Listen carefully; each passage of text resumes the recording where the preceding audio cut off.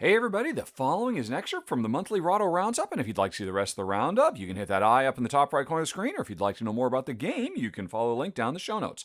And with that out of the way, let's talk about rings and things. No, I always say that wrong. It's things in rings. Gotta get that right. And this is basically Venn diagrams, the party game. Although, interestingly, you can play it as a two-player game. If you play two-player, you have to play the co-op mode. If you play with three or more, you can play cooperatively or competitively.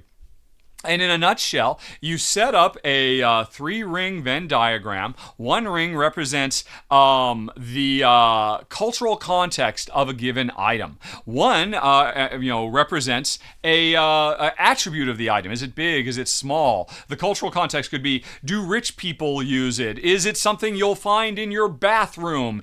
Stuff like that. And then the third ring is the actual structure of the word. Is it two syllables? Does it have the letter R somewhere in it? Stuff like that. So, as you might imagine, with three different secret clues that are described every time into these three rings, well, anything you could think of in the world is going to go into one or more of these rings. Or alternatively, if it doesn't fit any of these special things, like the examples I just gave, it doesn't go in a ring and it stays outside. It doesn't fulfill any of the rules. So that's the core structure of the game. But how does it work as a game?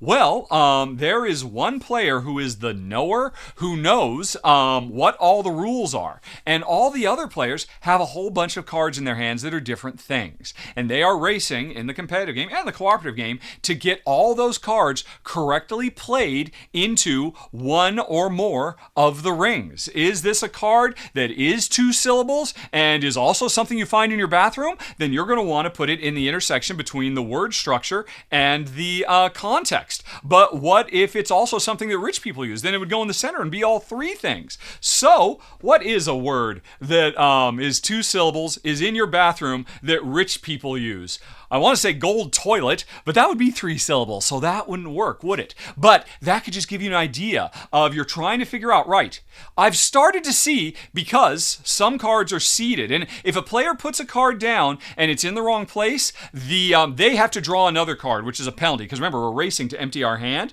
so they wasted time, but the knower then puts the card in the correct place. And the more cards that show up in these different rings, or at the intersections between these different rings, the more you can start to understand, what do these three things have in common? What does an egg and seaweed and a shower have in common? I don't know. But they're also a moose and a kangaroo as well. And you could start trying to figure it out so that you can make better informed guesses about where to put your cards, because you're trying to get rid of your cards as fast as you can. That's it in a nutshell. And you can play cooperatively or competitively. Personally, I've only played co-op because I've only played as a two-player game, and I would say my guess is the co-op mode is much nicer, because I expect if you were to play this competitively, it's a very silent game because nobody wants to give any clues away to their opponents because we're all racing. But in the co-op game, we're racing against the clock and everybody can talk openly, and even the knower can give clues and hints, almost Mysterium style, so they get to be involved with the gameplay. So even though the default is a competitive game, I would say the better way to play as a default is the cooperative game. And it's brilliant. Now, I should say, my wife loved this thing. This was one of her favorite games of the month. I respect the heck out of this game. I think it is so sharp and so clever. And again, if you play as a co-op game, oh, it's so good. It's up there with your So Clovers and your code names. But I gotta say, it came in low for me because it's my brain. I struggled so much playing this game.